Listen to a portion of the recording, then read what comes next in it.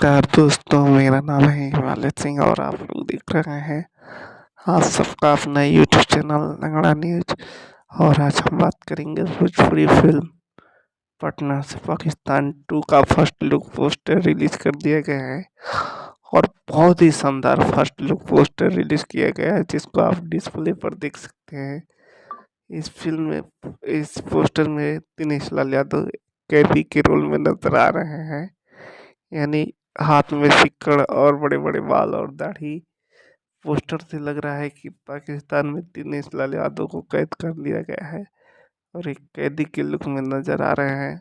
और इस फिल्म को डायरेक्ट किया है अनंजय रघुराज और इस फिल्म को प्रोड्यूस किया है प्रेम राय जी। और इस फिल्म में स्टार कास्ट में है जुगली स्टार दिनेश लाल यादव, निरहुआ, श्वेता महारा और जो है सपना चौहान और भी भोजपुरी के बड़े बड़े कलाकार होंगे। और इस फिल्म में विलन के रोल में नजर आएंगे सुशील सिंह और संजय पांडे और भी भोजपुरी के बड़े बड़े कलाकार, और हिंदी के कुछ विलन भी नजर आएंगे।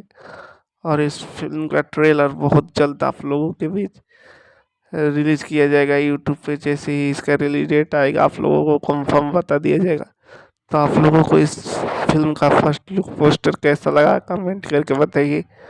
और चैनल पे नए हैं तो चैनल को सब्सक्राइब, लाइक, शेयर करिए। मिलते हैं अगले वीडियो में, तब तक के लिए जय हिंद, जय भोजपुरी।